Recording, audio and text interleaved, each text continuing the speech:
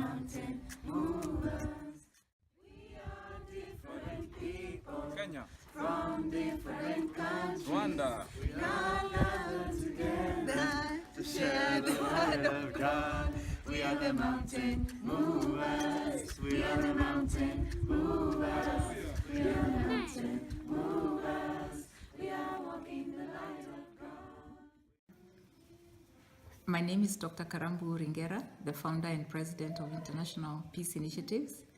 I am also a 2015-2016 Next Generation Leader of the McCain Institute for International Leadership. My action plan for that program was building citizen agency to impact policy. And for me, leadership is really about an empowered citizenry that challenges leaders to really listen to the citizens. And so when I came back, I was eager to start my leadership programs in Kenya. So in October, from the 1st to the 7th, I partnered, International Peace Initiatives partnered with the Amala Foundation. And together we did formidable youth leadership and peace summit that brought together about 70 young people from around the world to really think about their role as peace builders in their community. The power of the approach is that it inspires young people to really look within, because peace begins within, just like harnessing one's leadership should begin with understanding oneself. Evans was at this summit too, and Evans is a young man who grew up at our children's home, and he is a young man who models what a young man who has really understood who he is and has understood his role as youth in peace building in the country. And he's going to share his story because I feel he speaks what IPI has all this time been building in young people, so that once they know who they are, once they found who they are, then they'll be able to stand in the space of, or in the gap of peace building for other young people and also for our communities in Kenya. When I was about 10 years old, I stayed with my mom for 2 years because she was very sick and our dad had divorced her. That after the 2 years, my mom passed on 2 weeks after giving birth to a baby boy. I took care of my young brother for about 6 years without going to school until I found a well-wisher who took me back to school. Before then, I was kicked out of 5 homes, including the home of the person who took me to school. I took refuge in a church where I stayed for about 3 years in high school together with my brother. As I was going to school in a secondary school, my brother used to go to a day primary school, and we would meet in the evening in a house that has no food, but we survived for 3 years. Then that is when I met Dr. Karambu, and she decided to take us and brought us to Catch. Since then, my life has completely changed. We have been provided with all that we need. In a few years to come, I see myself as somebody who can impact others, and not only impacting them, but helping them to impact their situations and their lives and their surroundings in a mighty way, like the way Dr. Karambu has impacted me, and then I impact the world. I feel that I can do whatever I desire to do as long as I have the passion and as long as I work it as myself.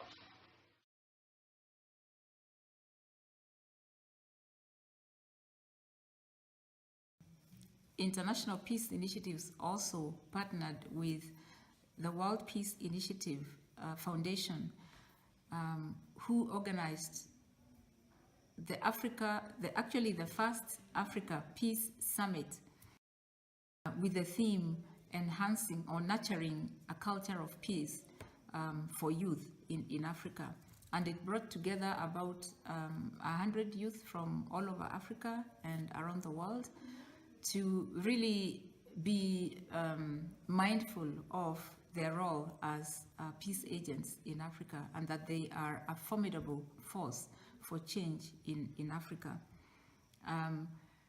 They partnered with an organization called Peace Revolution, which was really the voice of young people coming together and using tools of mindfulness and meditation to go inward first, to understand who they are, so that then they can be that peace in Africa and the rest of the world. It was a very powerful conference. I say what has held us hostage is our mindset, and we've lost our heart set. Mindset. So for me, I started working with women who thought they were going to die tomorrow. And I was like, how do you change the mindset of a woman who has HIV and AIDS, and the disease intelligence is telling them that they are going to die, like whatever they tell them.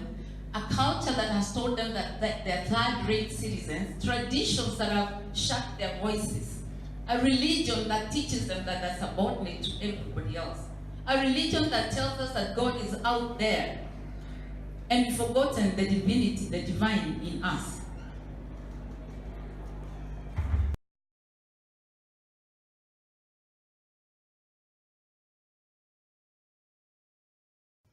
And then after that, we also did a workshop for high school leaders for 1 day.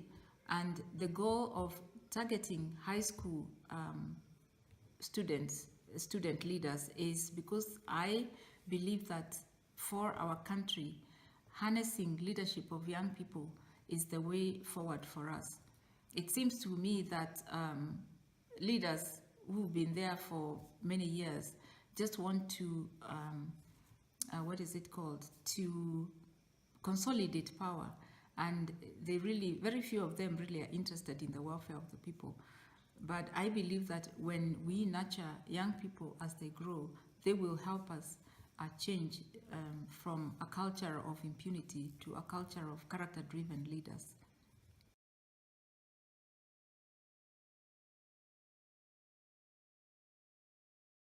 In December, from the 5th to the 10th, IPI is also partnering with another local organization to hold a leadership camp for about 100 youth from around the East African region.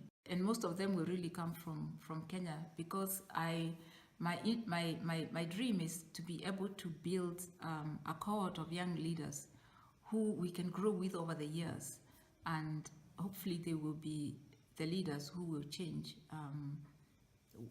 our type of governance as we see it today. So for me, leadership is about people harnessing their power to find the leader in themselves, so that then they can inspire and challenge their leaders to take forward their agenda for good governance, for keeping the rule of law, and advancing a culture of peace in our communities. We are the mountain movers. We are walking the light of God.